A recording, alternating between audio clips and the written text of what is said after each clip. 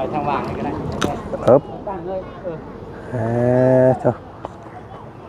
จวดจัดขนาดคือเก่าเขาเฮ็ดบันไดให้ได้มื้อนี้พี่น้องเอ้ยเนาะพอได้หามง่าย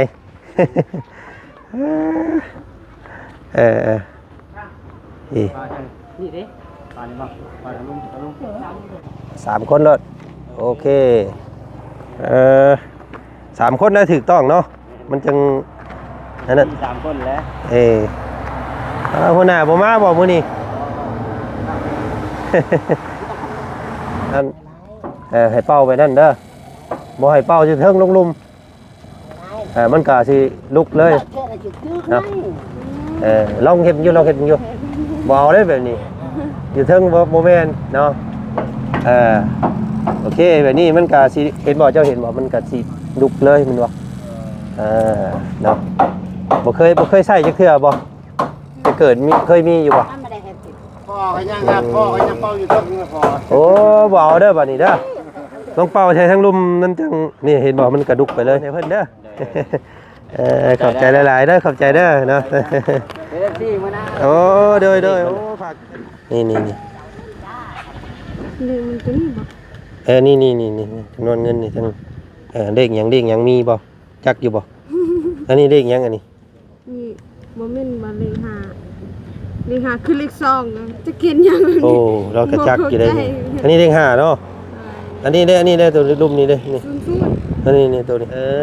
ใช่บ่ได้เฮียนซะก็ตัวเลขเด้บ่ได้อันนั้นบ่ได้เฮียนก็ฮู้ก็ตัวเลขก็เอ้าผมสอนตั้งแต่น้อยอยู่แล้วเรื่องตัวเลข1ฮอด10นี่ฮู้บ่ฮู้ไปเลย1 2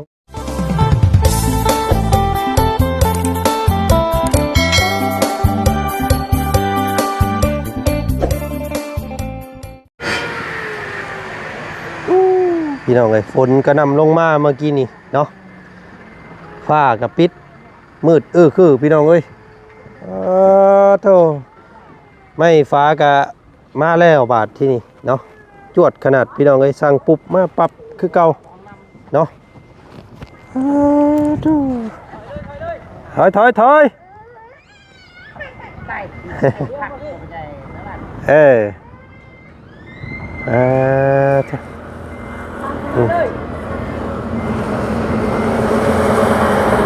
ไม่ฝาเซล่ารถที่2พี่น้องไงเนาะกะบ้านน้องล่างสาวน้อยเลี้ยงงัวเนาะกะได้มาหอดจอดถึงเรียบร้อยพี่น้องเอ้ยเนาะพอดีเลยนี่เนาะมุงทางอีก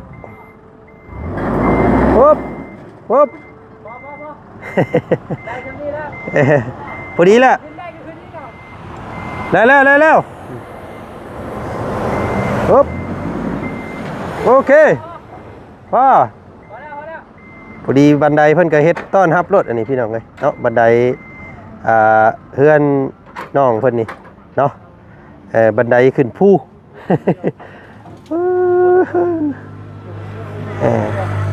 สั่งมาอีก50แผ่น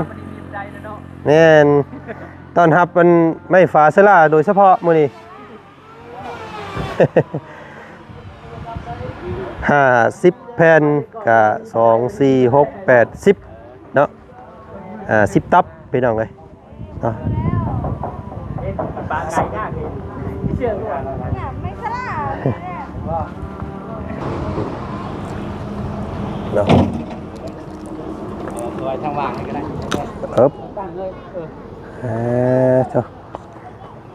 จวดจัดขนาดคือเก่าเขาเฮ็ดบันไดให้ได้มื้อนี้พี่น้องเลยเนาะพอได้หามง่าย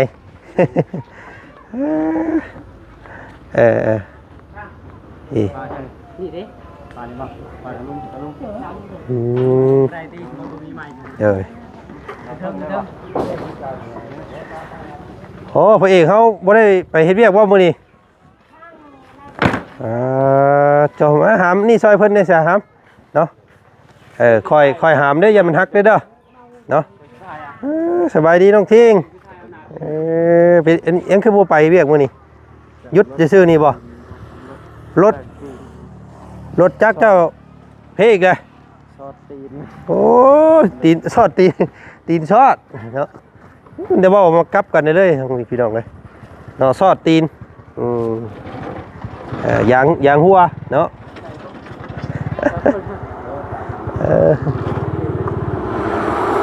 ได้3คนเนาะมันจังบ่ฮัก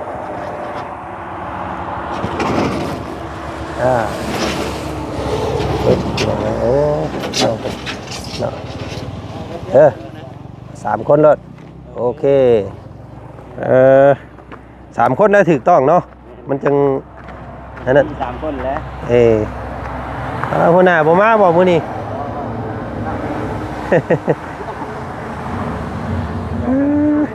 คือสิเพียงพอบัดนี้พี่น้องเอ้ยเนาะคำบ่พอก็จังว่ากันอีกพี่น้องเอ้ยเพราะว่ารวมทั้งเบิดทั้งมวลพอดีเป็น130แผ่นเนาะก็อาจคำบ่พอก็ยังเด็กน้อยเนาะความจริงทางพ่อเพิ่นก็ฝากมาเพื่ออยู่พี่น้องเอ้ยเนาะเพิ่นฝากมา6.5 ล้านแต่ว่าจันสร้างมานี่5 ล้านเพราะว่าเห็นทางลุงหนวดเพิ่นซื้อบงกบและบานมาพี่น้องแต่ว่ายังบ่มีพวกล็อกกรเนาะเป็นพวกบานบานพับยังบ่ทันได้ว่าซั่นพี่น้องเนาะแต่สิเอาเงินส่วนนั้นไว้ซื้ออุปกรณ์พวกบานพับว่าซั่นซะพี่น้อง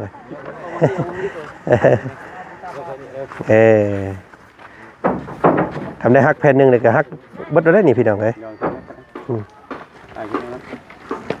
ปึ๊บเอาในก่อนเดี๋ยวเอามา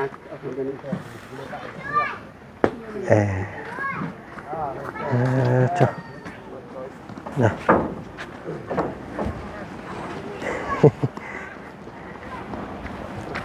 ซอยเพิ่นนะบรรยากาศก็ขึ้นอีกคือเก่ามื้อนี้พี่น้องไอ้ฟ้าลมฝนตกอีกแล้วมื้อนี้เนาะที่บ้านน้องล่างฝนกระหน่ำลงมาเมื่อกี้นี้พี่น้องเอ้ยเนาะน้องน้ำฝนเด้อชื่อเจ้าวันนี้ชื่อน้ำฝนเด้อบ่เอาเลิกพลุยนะเนาะบ่เอาได้ตัวบ่งนะบ่เอาเด้อพี่น้องเด้อโอ้ยลูกเราแต่ละคนนี่โอ้ยเนาะอ่อนซ่อนดีพี่น้องเลยเนาะญาติเนี่ยเมื่อกี้นี่คิดว่าเราอันกล้าว่าน้ำแท้เราบัดได้นะนี่ป้าลุงบอกว่าสอนวิธีน้องล่างเวลาเป่าไฟแน่บ่สั่นพี่น้องเลยเจ้าเป่าไฟเจ้าเป่าไปไหนเอาเจ้าเห็ดบังอยู่ฮะเจ้าเป่าทางไหนเจ้าเป่าไปที่เลยโอ้บ่ได้ไปเนี่ยเนาะเจ้าเป่าเทิงพี่บ่ได้เจ้าเป่าหูที่ลุ่มหุ่นเงี้ยเป่าเลยเป่าอยู่ลุ่มหันเป่าให้มันทั้งลุ่มมันจังลุกไปเลยเดี๋ยวให้เป่าไปนั่นเด้อบ่ให้เป่าจะเทิงลุ่มมันกะสิลุกเลยเนาะลองเห็นอยู่บ่เอาได้แบบนี้อยู่เทิงโมเมนต์เนาะโอเคแบบนี้มันกะสิเห็นบ่เจ้าเห็นบ่มันกะสิลุกเลยมันบ่เนาะบ่เคยใส่จักเทื่อบ่แต่เกิดเคยมีอยู่บ่พ่อก็ยังเป่าอยู่ตรงนี้พ่อโอ้บ่เอาเด้อบัดนี้เด้อต้องเป่าใช้ทั้งลมนั่นจังนี่เห็นบ่มันกระดุกไปเลยคำเป่าลงแต่เทิงลงลมมันก็ขี้พุ่นมันก็แตกโคบแล้วเนาะจะลองเป่าเทิงมึงโยบัดนี้มันขี้พุ่นมันก็คู่เห็นบ่โอเคเนาะบอกเทคนิคก่อนพี่น้องนิดนึงยังมีหลายอย่างอยู่ที่ต้องเรียนรู้ไปเนาะบ้านไม่ได้ใกล้ไม่พอจะลีลานเอาโตชอชอบพันเจอไม่ได้เงินมาหาบ้านไก่ไว้มีโอกาสเข้าไปก่อนสิเข้าไปซื้ออันซอยเด้อมันจังบ่ได้แก่ออกมาเด้อเนาะซื้อพลอยเห็นทางเมน้องเชื่อเพิ่นว่าคำมีพลอยเอามาในเด้อพอได้ขายอยู่เฮือนว่าซั่นอยู่ใช่เฮือนแม่ลุงบ่เอ้ยลุงเขาบ่หายืนโดยอันเพิ่นปิ้งเอาบ่อันปลานี่ตู้จะพัน พ่อได้เลยกินปิ้งเอา บ่มีไม่ปิ้งเป็นไม่เด็กนั่นบ่มีเนาะว่ะบ่มีว่ะปิ้งไปสิเลยมันก็ใหม่ได้นี่พี่น้องเอ้ยเนาะเอาโอเคเนาะพี่น้องนะไปมาเบิ่งทางนี้ก่อนฝนก็ตกปูพี่น้องเอ้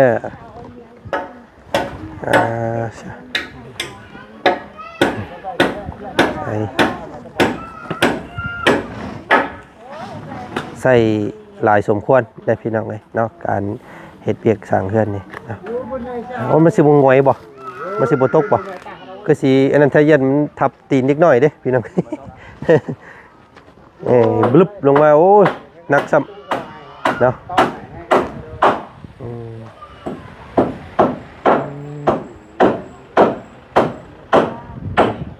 พี่ลงมาพี่มายืนนี่โอ้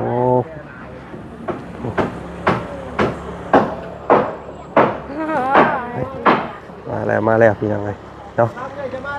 เม่นบ่เม่นบ่เอ้ยเจ้าฮะเอ้ยเจ้าก็มีรถนี่บ่พี่น้องเลยเนาะ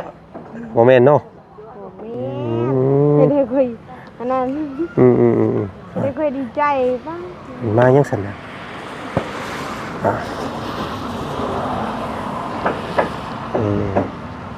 แต่เอ้ยเจ้าเนี่ยขี่รถจักรขับมาหาเจ้าแต่ละเทื่อเนาะทั้งผัวเพิ่นบ่ได้มีรถใหญ่บ่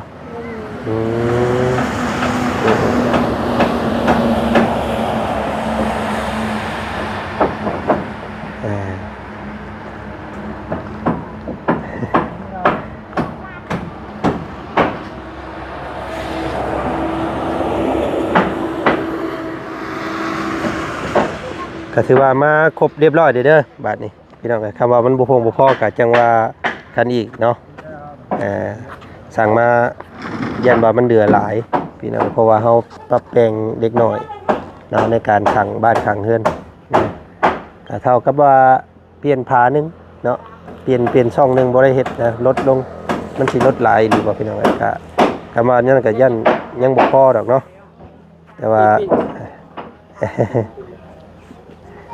ปินให้เบิ่งแน่เนาะลายงามนะพี่น้องเลยปึ๊บโอเค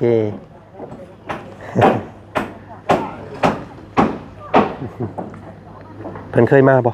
มันนำในนุ่มบ่ฮู้กันโอ้เพิ่นมาหยังก็พี่น้องเลยน่าสิมาซื้อดินมาซื้อดินบ่บ่เบิ่งดินพุ่นมาหาซื้อดินแถวนี้ดินนี่ดินนั้นกว้างนี่บ่เพิ่นจะขายบ่เดี๋ยวแบบอื่นนะขายเพิ่นนั่นแหละแบบเพิ่นว่าสิมาซื้อเนาะซื้อแล้วก็ยังได้กินหลายสมควรนะพี่น้องเราอยู่ข้างหลังบ้านสวนกล้วยทางเมวันเพิ่นเคยถามอยู่เมื่อก่อนเนาะแต่ว่าเพิ่นขายแพงอย่าง100 กว่าล้านเนาะแพงโพดก็เลยบ่ได้เอาเนาะแต่ก่อนว่าอยากสิซื้อไว้แถวเทิงพี่แหละงามพี่น้องก็ซื้อแถวเทิงนี่ไว้มันสูงแต่ว่ามุงแม่เพิ่นซื้ออันน้ำไอ้หัวงอกเพิ่นนี้ก็งามอยู่ติดทางอยู่แต่ว่ามันอยู่ต่ำกว่าเพื่อนน้องหัวหยองนิดนึงพี่น้องเนาะเป็นอยู่ในค่อยสูงกว่าเนาะสูงกว่าเจ้าอีกเนาะใช่เดี๋ยวเฮาโอนให้เพิ่นเด้อขอบใจหลายๆเด้อขอบใจเด้อเนาะโอ้โดยโอ้ฝากกดไลค์กดแชร์ด้วยเด้อพี่น้องไอ้นี่เราส่งค่าส่งใน300,000คือเก่าเนาะล้านค่าครบ130 แผ่นพี่น้องทั้งหมดทั้งมวลเนาะจักสิพอบ่พอจับบังอยู่จับสิถ่ายรูปทั้งมือตัวนี้รับลมมือรับเทิง1 2 1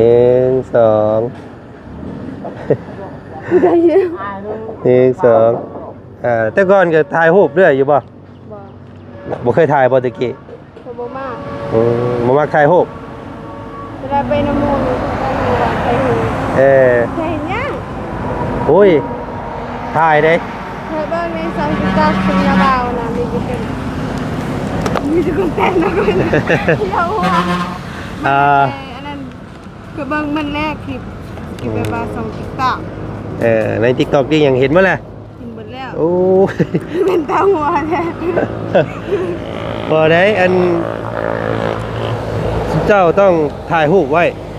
เนาะตราบใดที่ว่ามีโทรศัพท์อยู่ในตอนนี้นะคืออ้ายนี่อยู่สมัยพวกอ้ายตะกี้บ่ได้ถ่ายรูปสมัยอ้ายยังเฮียนตอนปัจจุบันนี่ก็บ่มีรูปตัวเองในสมัยเฮียน สมัยเต้นเลยก็อายแทน ช่างเฮ็ดแท้ติอายเด้เนาะ อายเลยแบบว่าเราก็คือกันนะมีแต่น้องแก้วมักเต้นซุม3บ่ได้มักเต้น4บ่มากเลยแต่น้องคนนั้นมาก เพื่อความบันเทิงเด้เราเฮ็ดให้ผู้เบิ่งหัวนำ ไม่อายพอแล้วคือแบบกิน บ่เต้นพรได้บ่พร บ่ได้เต้นหรอก บ่เคยพรอีกพรลำเต้นลำนี่ ยิ่งที่ต้องก็บ่นี่ก็บ่เคยแต่ว่าน้องสันนี่บ่เต้นจนบ่ได้ใส่น้ำปุ๊บอันนี้นะคือใครเพชรนั่นก็ใครบ่อยากใส่น้ำปุ๊บจะละซ้ำใหม่ อายเนาะบ่อยากให้ใครเห็นหน้าบ่โอ้ยแล้วแหละพี่น้องเนาะ สับเก่าใครก็บ่ได้ใส่น้ำปุ๊บ แต่ก่อนอ้ายก็คิดคือเจ้านี่แหละแต่ว่าพอเฮาใหญ่ไปแล้วเสียดายแบบว่าโอ้ตะกี้เป็นหยังคือบ่ถ่ายไว้เด้อยากเห็นรูปตัวเองตอนยังน้อยเด้นะ นี่หน่อยก็ใส่กองแต่งก็งามมันนี่คืออายก็ละอายเป็นมีช่องTikTok อยู่ล้อ เนาะ เอ้ยซิวก็บ่เห็น เนาะอันนี้ซิวร้ายเนาะ เฮ็ดบอกอ้ายได้ซิวนี่เอาหยังใส่มันสิเซานี่ ก็หมู่คือกันเคยแต่ก็บ่ได้เคยเป็นซิว เนาะเจ้ากินหยังมันจังบ่เป็นซิวนี่ ก็บ่ได้กินหยังบ่ได้ทานหยังดิสิเป็นซิวนู่นเด้ นี่อ้ายนี่ถ้าบ่ได้ท่าหยังคือกันนี่เพิ่นซิวหลายนี่บอกแน่ ว่านั่นบ่ตื่นแบบว่าเฮานอนแบบนอนไวอาจจะเป็นซิวนอนดึกก็เป็นซิว โอ้ ก็มีหลายอย่างเลย ว่าเฮาอยากเป็นดิก็ต้องเป็นนะ โอ้น้องเพิ่นบอกว่าให้นอนไวบ่ นอนแบบว่านอนไว้ นอนไวบ่ต้องนอนดึกเนาะนอนดึกแต่มันสิวขึ้นเนาะเบิดพื้นจะไปเอาไงเนาะโอ้สะดาลักแหลมเด้อคนเนาะบ่ธรรมดามีความรู้เนาะโมเมนต์คนอันนั้นเด้นี่พี่น้องเอ้ยเนาะถึงจะอยู่น้ำงัวน้ำควายเป็นน้ำไห้น้ำสวนก็มีความรู้เด้อ เช้าเคยมือเขาบ่ได้ลิ้นเพราะว่าไม่กุมลิ้นเพราะว่าเบิ่งสอนTikTokอ่ะคอยหมดหัวเราก็ดึกไปได้คือก็นอน หัว เนาะ มาเลยสอนTikTok ไปคือไม่ใช่คนเต้นคือเป็นคนดังคือ พี่น้องเอ้ยเนาะเอาก็แทบอึ้งนะพี่น้องเอ้ยเมื่อน้องเพิ่นฮู้ในสิ่งที่เฮาบ่คิดว่าเพิ่นสิฮู้เพิ่นนะเนาะอารมณ์ไปตัวประเทศเห็นทุกประเทศ โอเคเนาะเข้าใจแล้วบัดนี้พี่น้องแสดงว่าน้องเพิ่นนี่มีIQ มีความรู้เนาะฮู้โลกอยู่ถึงน้องเพิ่นสิอยู่ป่าอยู่ดอนแต่ว่าเพิ่นฮู้สังคมอยู่เด้อพี่น้องเอ้ยแต่ว่าบ่กล้าเข้าสังคมซื่อๆเนาะเป็นฮู้อยู่ฮู้สังคมอยู่แต่ว่าบ่กล้าเข้าสังคมเนาะ ตอนนั้นน่ะเห็นกองแท้เฮา3คนน่ะเห็นรถอ้ายมันแยกห่างกันเลย ปบเลย แตกต่างอันนี้น่ะเป็นบ่ได้อ้าย เพิ่นอยู่เฮือนอยู่บ่ นะ น้องทัน ก็ มื้อหน้าอันสิพาเราไปอันส่งตู้เย็นเด้อไปซ่อมตู้เย็นให้เราเนาะไปนํกันเด้อ ค่อย เจ้ากับเรา เขาบ่ได้ไปเลย ไปนํกัน คือบ่ได้ เอาพาเอาตู้เย็นเราไปแปลงเราว่าตู้เย็นเราเสีย ก็เพิ่นยอมอาจจะแป้งให้แต่ว่ายานเพิ่นบ่ยอมไป เอ้าเนาะไปแล้วว่าเฮาสมมุติว่าอ้ายไปผู้เดียวเอาขึ้นรถอ้ายไปขายได้สิเด้ เพิ่นไปผู้เดียวเลยสิย่านนี่ยาก บ่ได้ เพิ่ เนาะ นบ่ได้ยาน ไป คน ไปน้ำหมูเลยบ่กล้าเอาเราไปผู้เดียวแล้วเนาะ ต้องมีหมู่หลายคนเด้อไปนำเนาะว่าเดี๋ยวมื้อหน้าเด้อไปนำเรานี่เด้อเราบอกว่าอันพาตู้เย็นข่อยไปซ่อมแน่ว่าซั่นตู้เย็นข่อยมันเสียแล้วว่ะ เนาะตู้เย็นน้องชันน่ะไอ้หัวยองเพิ่นน่ะมันไอ้หัวงอกเพิ่นน่ะมันอันนั้นพี่น้องไงมันเพเนาะก็เดี๋ยวมันเด็ดๆสักหน่อยก่อนนี่เนาะจึงรถกล้าบ่รถระเบ้าขึ้นมาพี่ได้ก่อนจังสิแกเอาย่างคือเดือนคือนี้ก็จัดนัดจัดเต็มเลยให้เพิ่นน่ะเพิ่นบ่อยากไปใช้จังไอ้มานั่นแหละบ่ต้องให้เพิ่นอายเนาะอายตอนนั้นก็อายเอามื้อหน้าพี่น้องก็สิแกตู้เย็นน้องเพิ่นไปซ่อมอยู่บ้านตลาดบ้านดงเนาะเดี๋ยวสิให้น้องเพิ่นไปนำเด้อพากันไปซ่อมอยู่ใกล้นี่เดี๋ยวสิพามาส่งพี่น้องเนาะอ่านเป็นอยู่บ่เบิ่งอยู่ห่างเบิดเท่าไหร่ห่างเบิ่งอยู่ตัวเลขมันน่ะนี่เลขมันตัวนี้บ่นี่จำนวนเงินนี่ทั้งเลขหยังมีบ่จักอยู่บ่อันนี้เลขหยังอันนี้นี่บ่แม่นบ่เลข5คือเลข2นะจะเขียนหยังโอ้เราก็จักอยู่ได้อันนี้เลข5เนาะอันนี้ได้ตัวรูปนี้เด้นี่อันนี้ตัวนี้ตัวทั้ง3เราก็จักนี่ว่าเนาะโอ้อันนี้ได้เลขหยังนี่ก็ฮู้แหละเป็นตัวเลขตัวเลขนี่ฮู้อยู่เนาะ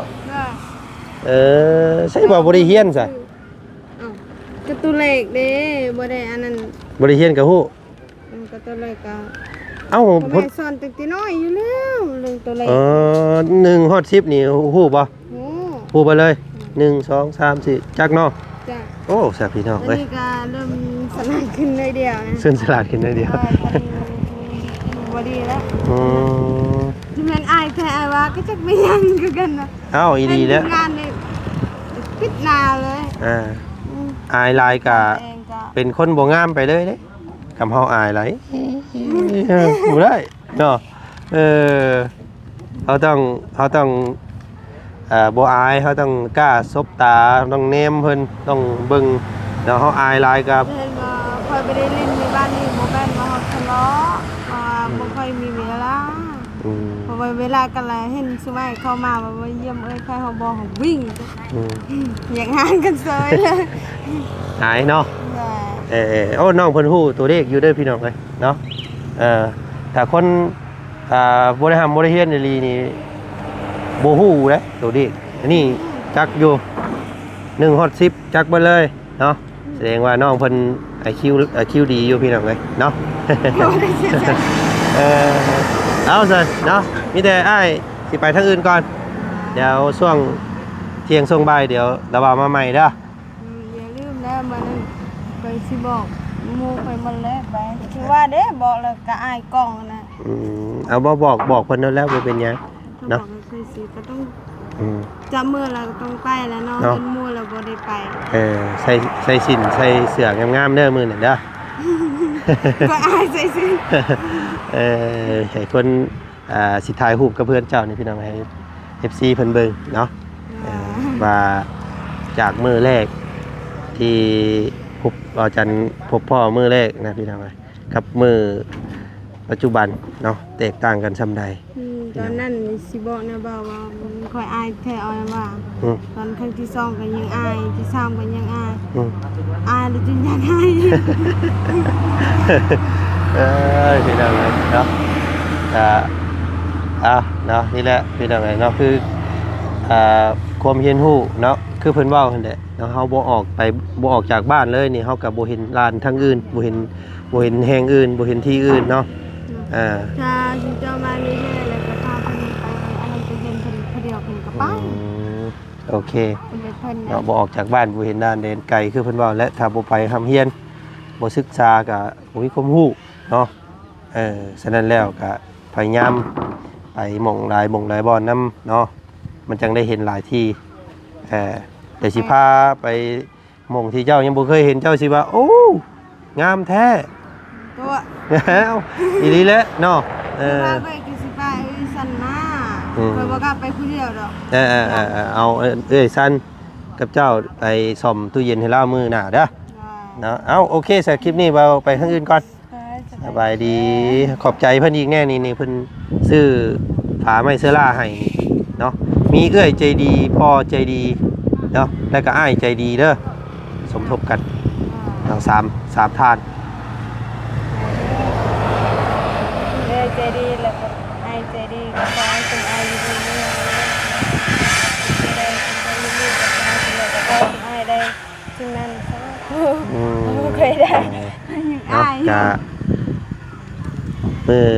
ขึ้นเฮือนขึ้นซ่านจังขอบใจเพิ่นอีกทีนึงพี่น้องไงแล้วก็ทางบ่จันก็สิเฮ็ดให้มันถึกมันต้องเนาะอันสำมนุงคุงสำมนุงครัวท่านเจ้ามีอยู่บ่ บ่มีบ่มันไอซันนี่